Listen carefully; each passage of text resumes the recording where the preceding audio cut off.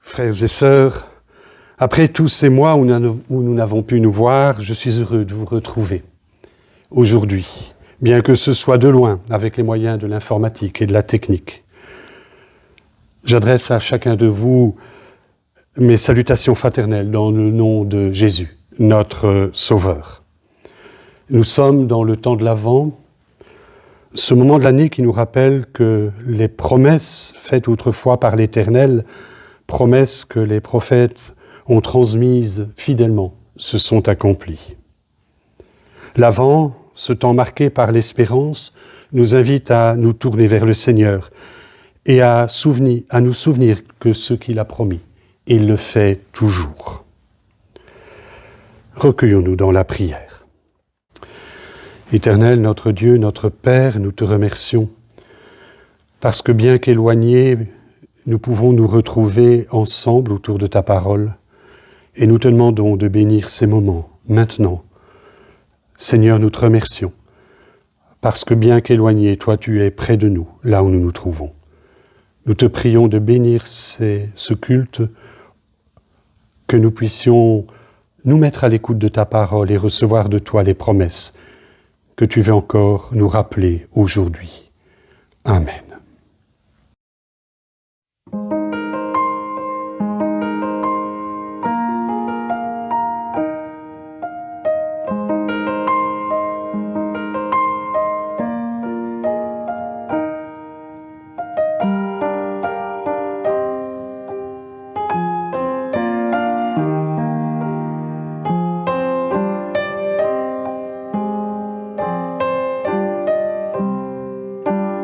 Oh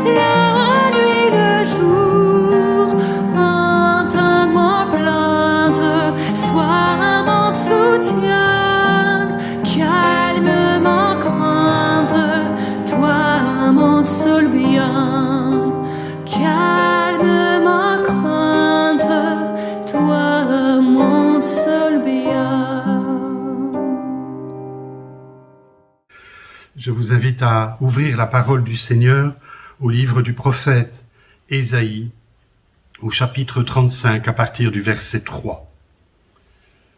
Fortifiez les mains languissantes et affermissez les genoux qui chancellent.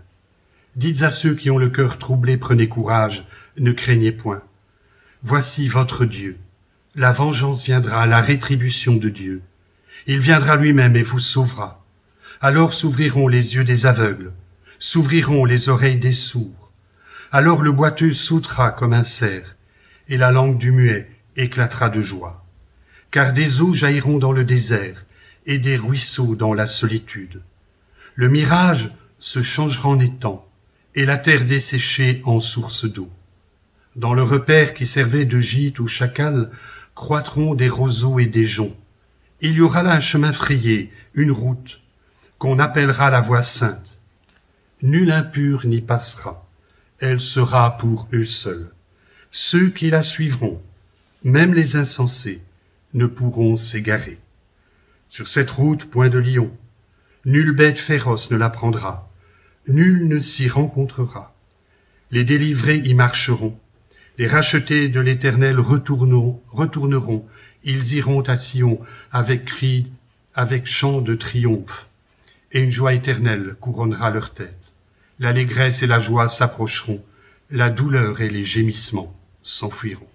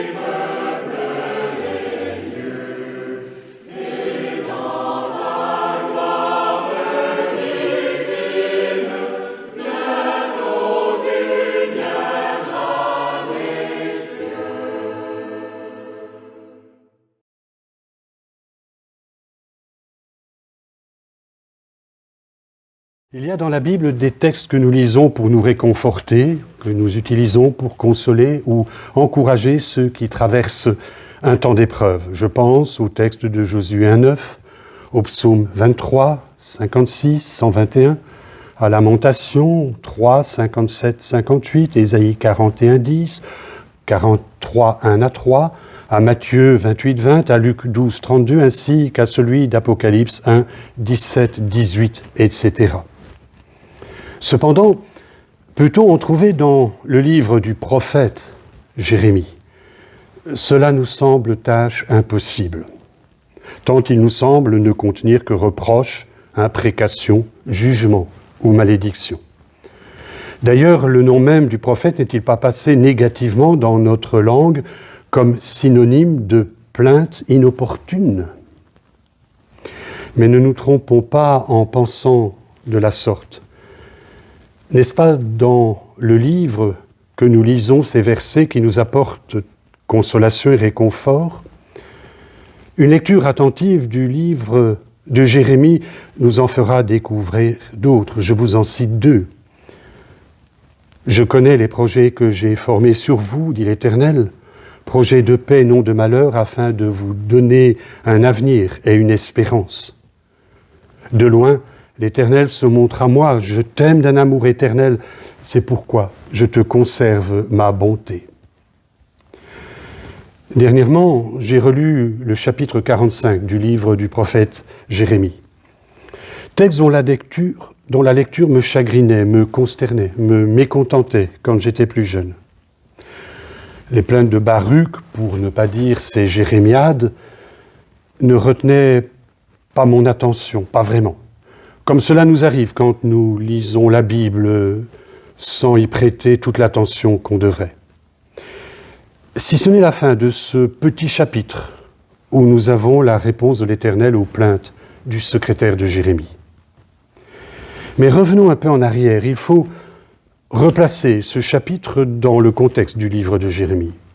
Chronologiquement, le récit contenu dans ce chapitre se situe après celui du chapitre 36, où nous est relatée la destruction par le roi Jéhojakim du manuscrit des prophètes de Jérémie, rouleau que Baruch avait écrit sous la dictée du prophète. Cet événement eut lieu historiquement dans le courant des années 605 ou 604 avant Jésus-Christ. Baruch avait mis par écrit les paroles de Jérémie, et sur l'ordre du prophète, il était allé les lire à haute voix dans le temple, de manière à ce que toutes les personnes présentes puissent l'entendre. Il l'a relu plus tard en privé pour les hauts responsables de la nation qui en firent rapport au roi. Jéhojakim ordonna aussitôt qu'on lui apporte le livre et qu'on le lui lise. Cependant, au lieu d'être touché par son contenu, aussitôt qu'on avait fini la lecture de 3 ou 4 colonnes, le roi en découpait les feuillets pour les jeter au feu. À la suite de cette lecture, Jéhojakim, en colère, donna l'ordre d'arrêter Baruch et le prophète Jérémie. Mais ces derniers, sur le conseil de quelques responsables du peuple, allèrent se cacher. C'est donc dans le contexte de ces événements que se situe le récit du chapitre 45. Nous comprenons donc l'émoi du scribe, non seulement le contenu du message le terrifie, mais il doit aussi se cacher de la colère du roi. Cependant, il espère pour lui et pour les siens un avenir moins sombre. A-t-il exprimé ce souhait à haute voix? S'en est-il ouvert à Jérémie ou à d'autres personnes? Il ne le précise pas. Rappelez-vous que c'est lui qui a mis par écrit les paroles de Jérémie. Il ne s'attarde pas à rapporter ses états d'âme. Voilà ce qu'il écrit. « Voici ce que l'Éternel, Dieu d'Israël, dit à ton sujet, ô Baruch. Tu t'es écrié, malheur à moi, car l'Éternel a ajouté une nouvelle tristesse à ma douleur. Je suis exténué à force de gémir et je ne trouve plus de repos. » Baruch est profondément troublé par le jugement que Dieu prononce sur Jérusalem et Juda. Il est bien conscient de la menace que représentent les armées babyloniennes en marche. Il a été aussi témoin des épreuves de Jérémie. Il en a partagé certaines. Il a entendu dire sa souffrance, qu'il transcrit d'ailleurs dans le manuscrit. Aussi, fort inquiet au sujet de l'avenir et pour son sort personnel, à cause de tous les malheurs annoncés par le prophète, il dit « Malheur à moi, car l'Éternel accumule les peines et les souffrances, je suis épuisé à force de gémir, je ne trouve plus de repos. » Il s'exprime comme il nous arrive de le faire à l'heure de l'épreuve. Il dit à haute voix sa crainte.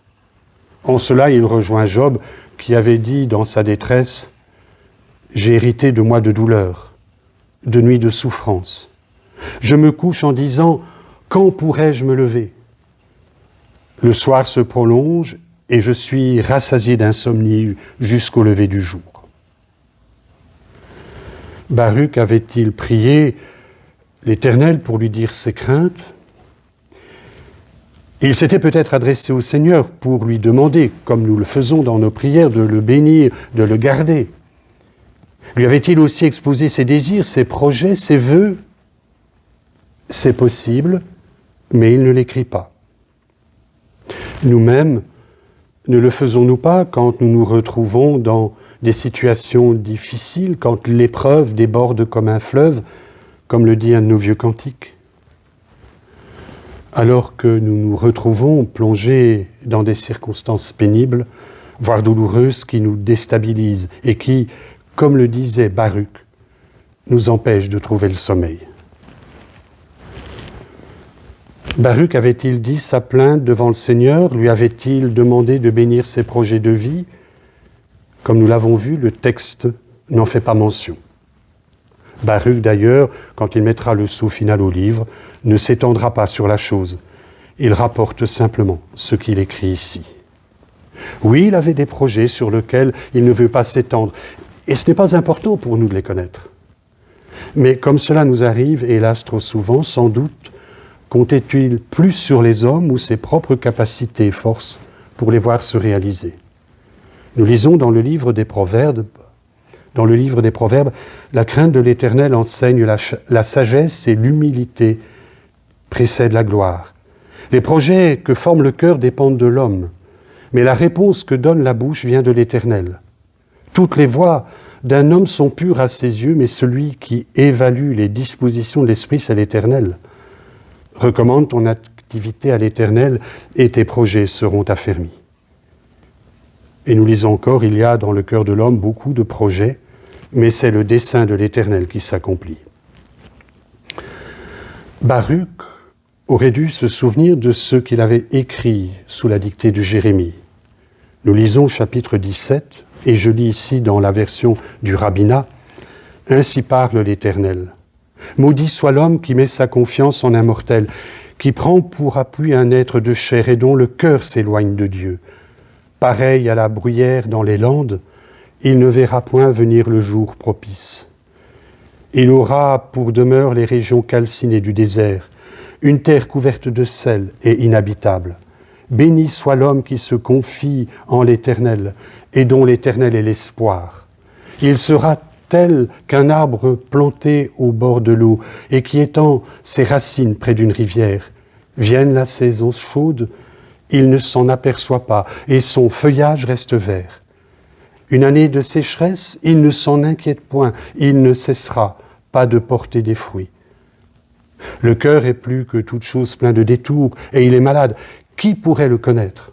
Moi, l'Éternel, je scrute les cœurs, je sonde les reins, je sais payer chacun selon ses voies, selon les fruits de ses œuvres.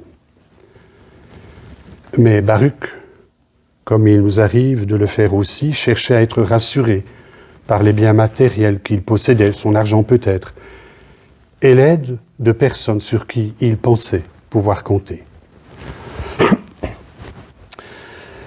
La réponse de l'Éternel à Baruch m'a autrefois troublé quand je la lisais au verset 5 du chapitre 45. Qu'est-ce qui me gênait? Il me semblait que Dieu ne tenait pas compte de la foi de Baruch, de sa fidélité, de son service auprès de Jérémie. C'était, je le reconnais, une mauvaise lecture de la parole de Dieu. Que promet l'Éternel à Baruch? Rien de moins que la vie sauve. En des temps troublés, souvenons-nous que la guerre est proche, les armées babyloniennes sont déjà en marche pour envahir le pays, le Seigneur promet à son serviteur, parce que Baruch est aussi serviteur du Seigneur par son service auprès de Jérémie, et lui promet de lui accorder sa protection. La même bénédiction avait été promise et accordée à Ebed-Mélec, l'eunuque éthiopien, celui qui fit sortir le prophète Jérémie de la citerne où on l'avait jeté. Je lis. La parole de l'Éternel avait été adressée à Jérémie alors qu'il était encore enfermé dans la cour de la prison. Va dire à Ebed-Mélec l'Éthiopien, « Voici ce que dit l'Éternel, le Maître de l'univers, le Dieu d'Israël. Je vais faire venir sur cette ville les paroles que j'ai prononcées pour lui faire du mal et non du bien. Ce jour-là, tu assisteras personnellement à leur accomplissement. Cependant, ce jour-là, je te délivrerai, déclare l'Éternel. Et tu ne seras pas livré entre les mains des hommes qui te font si peur. Sois sûr que je te sauverai et que tu ne mourras pas par l'épée. Ta vie sera ta part de butin, parce que tu as eu confiance en moi, déclare l'Éternel. » Alors que je lisais cela quand j'étais plus jeune, il me semblait que le Seigneur était oublié ou ne tenait aucun compte du service de Baruch. ce qu'il lui promettait me semblait tellement peu. Je sais que nous sommes sauvés par la foi et pas par les œuvres. Mais aujourd'hui, j'envisage les choses tout autrement. Et la pandémie que nous traversons me fait prendre conscience de l'immense bénédiction que l'Éternel promettait d'accorder à Baruch. En ce temps de pandémie, à cause du confinement qui nous est imposé, beaucoup de personnes ont le moral au plus bas. D'autant que l'hiver s'annonce, que la lumière des jours a fortement raccourci et que nous ne pourrons pas vivre les fêtes de fin d'année comme auparavant. Pour beaucoup de personnes, c'est cela qui les préoccupe le plus, à savoir comment elles pourront vivre ce temps de fête sans pouvoir faire la fête. J'entendais hier des personnes qui étaient interrogées en France dire à la télévision qu'elles ne respecteraient pas le confinement pour les fêtes de fin d'année. Et aux actualités, ce midi, on nous dit qu'il y a eu des interventions de police dans plusieurs endroits en Belgique où des gens ne respectaient pas le confinement. Comportement purement égoïste qui néglige et oublie tous les efforts consacrés par le corps médical, le personnel soignant dans les hôpitaux et auprès des malades en ce temps de crise. Oui, manifestation de l'égoïsme humain qui pense plus à son plaisir qu'à la souffrance et au deuil dont tant de familles sont touchées. Mais revenons à la promesse du Seigneur à Baruch. Il était fort affecté par le contenu de la prophétie qu'il vient de mettre par écrit. L'Éternel lui répond par l'intermédiaire de Jérémie, et il ne lui dit pas qu'il va le bénir pour l'aider à réaliser ses aspirations, non. Il lui promet cependant la vie sauve où qu'il aille. Promesse combien précieuse, alors que la guerre était aux portes de Jérusalem. Jésus demandait un jour à ses disciples, « Avez-vous compris cela ?» Ils répondirent, « Oui. » Et il leur dit, « C'est pourquoi tout scribe instruit de ceux qui regardent le royaume des cieux est semblable à un maître de maison qui tire de son trésor des choses nouvelles et des choses anciennes. » Et nous, comprenons-nous ce que le Seigneur nous dit aujourd'hui encore dans sa parole? Que pouvons-nous retenir comme enseignement de ce texte de l'Ancien Testament?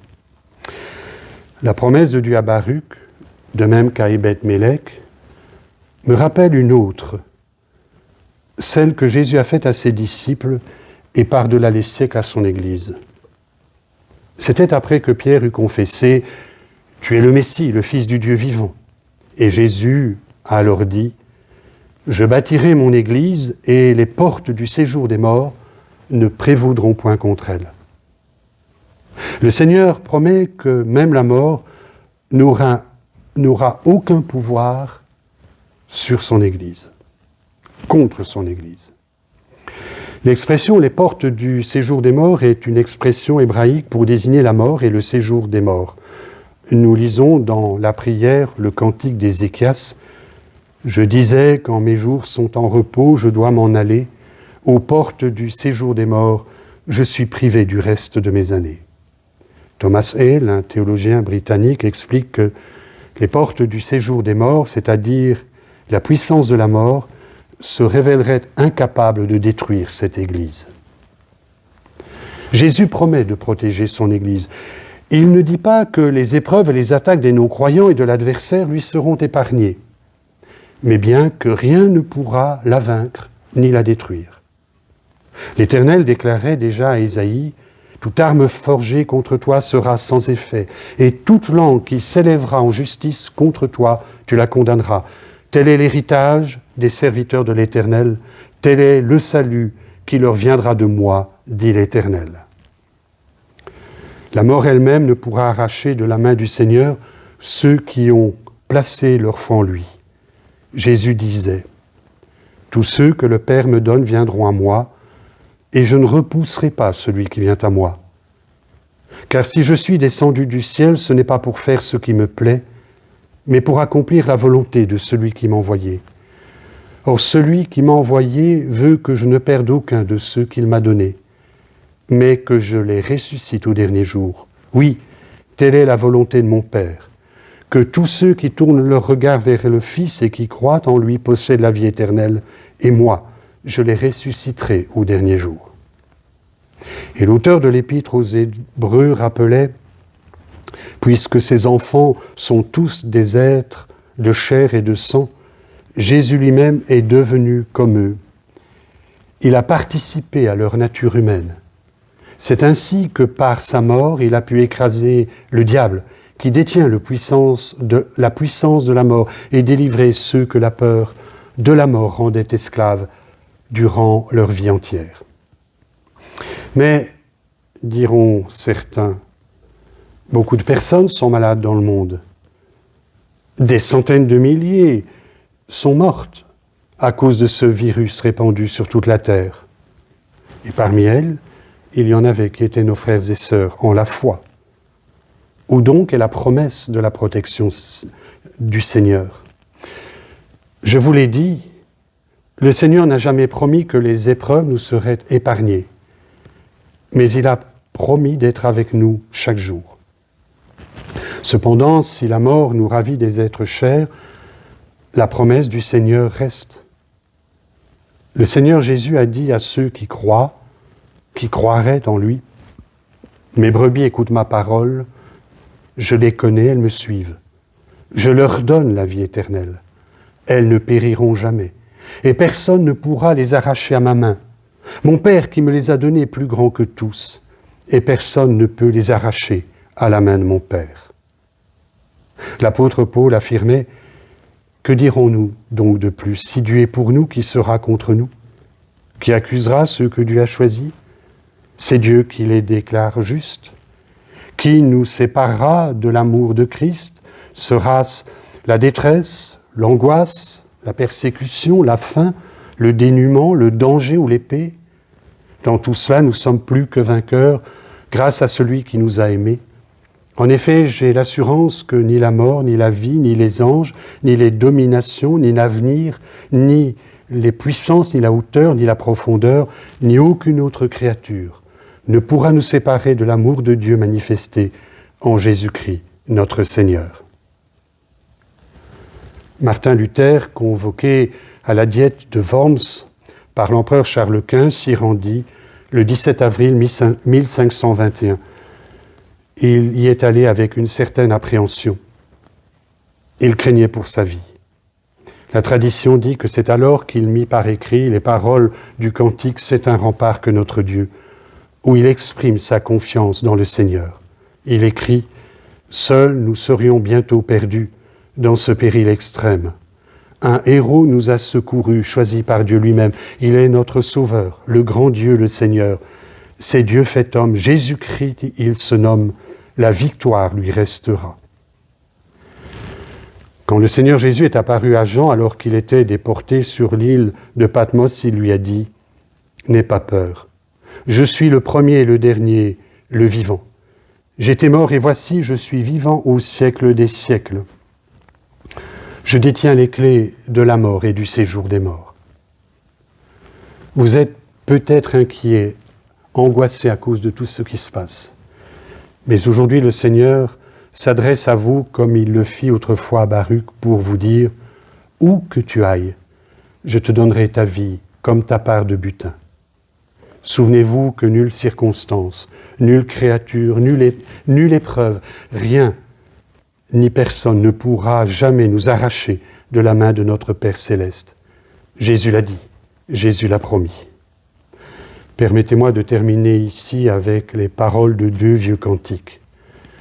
Le premier est souvent inconnu de nos milieux évangéliques. Il a été écrit en 1935 par le pasteur Charles Dombre. Confie à Dieu ta route, Dieu sait ce qu'il te faut. Jamais le moindre doute ne le prend en défaut. Quand à travers l'espace il guide les astres et les vents, ne crois-tu pas qu'il trace la route à ses enfants? Bénis, ô Dieu, nos routes, nous les suivrons heureux, car toi qui nous écoutes, tu les sais, tu les veux. Chemin riant ou sombre, j'y marche par la foi, même au travers des ombres, ils conduisent à toi. Le second est tiré du recueil sur les ailes de la foi. Le texte allemand date de 1783, les paroles françaises sont celles du Psuti Morave. Jamais Dieu ne délaisse qui se confie en lui. Si le monde m'oppresse, Jésus est mon appui. Ce Dieu tendre et fidèle garde en sa paix les siens pour la vie éternelle et les combles de bien. Je veux, sachant qu'il m'aime, me remettre à ses soins. Beaucoup mieux que moi-même, il connaît mes besoins. Ce Dieu plein de tendresse confondait-il ma foi? Non, plus le mal me presse, plus il est près de moi. Prions le Seigneur. Seigneur, nous nous interrogeons souvent sur notre avenir. Nous sommes parfois très inquiets par les choses qui surviennent, les choses qui nous atteignent. Mais toi qui as le pouvoir même sur les éléments, toi qui as le pouvoir sur la maladie et même sur la mort, tu nous as promis d'être avec nous. Alors rappelle-nous, Seigneur, tes promesses. Rappelle-nous que quoi qu'il nous arrive, tu nous tiens dans ta main. Seigneur, bénis mes frères et sœurs, et en ce temps de l'année où peut-être nous ne pourrons pas vivre comme nous le voudrions, le souvenir de ta naissance, accorde-nous de connaître la paix que tu es venu nous apporter. Jésus, toi notre Sauveur, reste avec nous. Amen.